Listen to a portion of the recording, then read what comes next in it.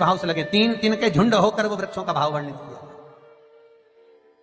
सब जगह पर दर्शन करेंगे तो एक एक वृक्ष मिलेंगे, कहीं आंवले का मिलेगा, कहीं पीपल का मिलेगा, कहीं बड़ का मिलेगा, कहीं शमी का मिलेगा। पर पितृलोक में जितना बड़ा पितृलोक है, उस पितृलोक में जितने वृक्ष मिलेंगे सारे त्रिवेणी के भाव से मिलेंगे। तीन तीन वृक्ष का एक भाव। इसलिए हमारे यहां त्रिवेणी की जरा महत्वता रहती है पूर्वजों के लिए, पितरों के लिए। पर शिव महापुराण की कथा कहती है त्रिवेणी का पौधा घर में नहीं लगाया जाता। कई लोग इतने चतुर होते हैं कि घर में ही त्रिवेणी लगा लेते हैं कि गमले में आंवला लगा लिया, पीपल लगा लिया, बड़ लगा लिया। तो ये त्रिवेणी का जो पौधा होता है ये बाहर होना चाहिए, घर के अंदर नहीं होना चाहिए। हाँ, आंवले का पेड़ आप अलग से लगा लो, चल जाएगा।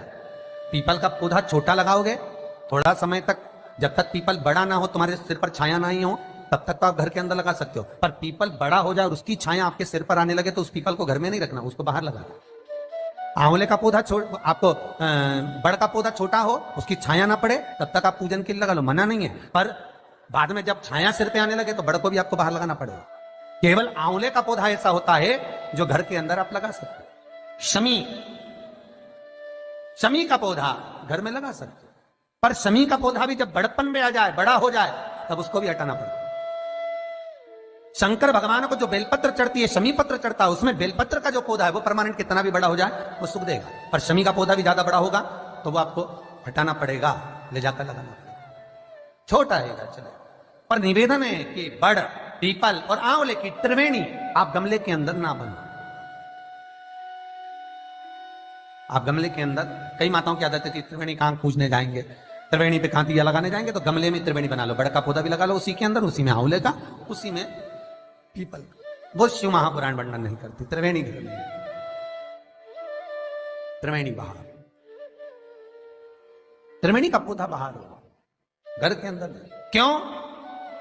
शिव महापुराण की कथा में स्पष्ट कहा गया, जहां त्रिवेणी का पौधा गमले के अंदर होता है वहां उस स्थान पर महाराज कहीं ना कहीं क्लेश का भाव होता है, उस घर में शांति नहीं होती। क्यों? तो उसका भी व्याख्यान गरुड़ पुराण में कहा गया। क्या वर्णन किया गरुड़ पुराण में? कि जब जीव आत्मा को लेकर आया जाता है, सारे सुख दुख सब भोगने के बाद में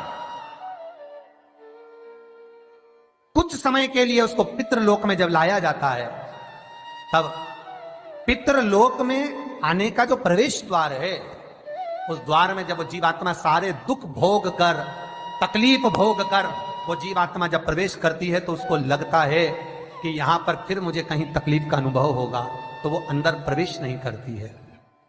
त्रिवेणी का जो पौधा होता है, उसी पौधे के नीचे वो जीवात्मा कुछ देर विश्राम कर लेती है। इसलिए शिव महापुराण कहती है त्रिवेणी बाहर पूजी जाए, त्रिवेणी बाहर लगाए। पर त्रिवेणी का पौधा घर के अंदर गमले में रहेगा। जीवात्माओं को जैसे दुख का भान होता है तो विश्रांति लेते हैं, तो आहूत पितर वासुक जो प्रेत योनि में भटकने वाले भी जीव होते हैं, वो त्रिवेणी के नीचे कुछ समय के लिए विश्राम लेते हैं।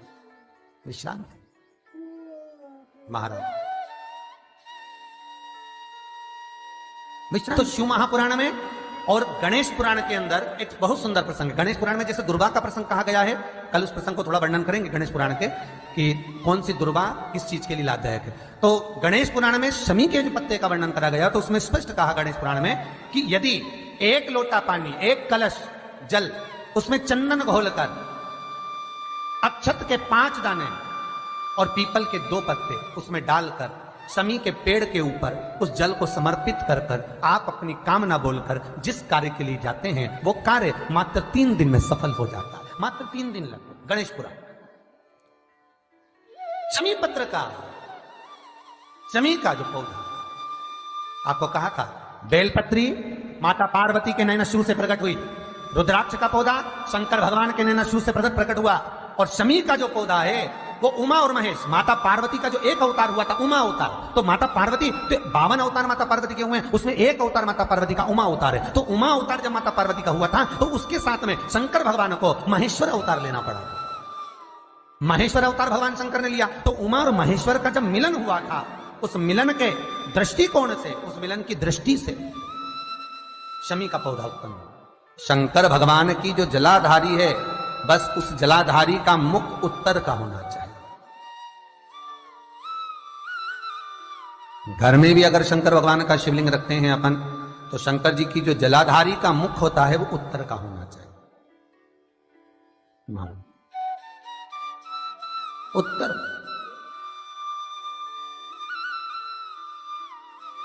भगवान को जब भी बेलपत्र आप शिवलिंग पर समर्पित करते हैं तो ये डंडी का मुख आप जहां बैठकर कर रहे हो, आप उधर बैठे हो, इधर बैठे हो, इधर बैठे हो, जहां तुम भगवान शंकर के सामने बैठे हो, इस डंडी का मुख तुम जिस जगह पर बैठकर बेलपत्र समर्पित कर रहे हो, तुम जिस जगह बैठकर बेलपत्र चढ़ा रहे हो, तुम जिस जगह बैठकर बेलपत्र को भगवान शिव को समर्पित कर रहे हो, इस डंडी का मुख आपके ठीक विपरीतता के भाव में होना चाहिए। भगवान शंकर को जहां बैठकर चढ़ाओ, डंडी का मुख विपरीतता।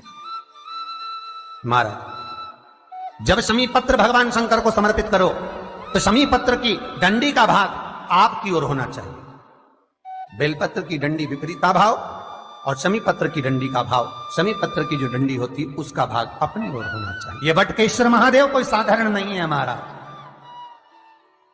अदालत में केस चल रहा हो, प्रशासनिक कोई परेशानी आ रही हो, कोई एग्जाम निकल नहीं रहा हो, कोई केस अदालत में चल रहा है, नहीं निपट रहा, बड़ के पेड़ के नीचे शिवलिंग का निर्माण करिए और शिवलिंग का निर्माण कर कर, पूजन कर कर, घी का घृत का दिया लगाकर दही चढ़ाइए। उस दही को वापिस हाथ से चम्मच में निकाल लीजिए। उस दही को रख लो, शिव जी की पूजन अर्चना कर कर भगवान भोलेनाथ के शिवलिंग का विसर्जन कर दिया। दही जो चम्मच में निकाला है उसको एक रुमाल में लगा लीजिए, चाहे स्वस्तिक बना लो, चाहे छापा लगा लो, बिंदी लगा लो। उस रुमाल को जिस एग्जाम में बैठ रहे हो उसमें जेब में रखकर ले जाइए। अदालत जा रहे हो तो उसको अपनी जेब में रखकर लेकर जाइए। महाराज, बटकेश्वर महादेव का पूजन, बटकेश्वर महादेव का स्मरण, बटकेश्वर महादेव की आराधना, बटकेश्वर महादेव का नाम जाप, बटकेश्वर महादेव की अर्चना फल दे दे। बटकेश्वर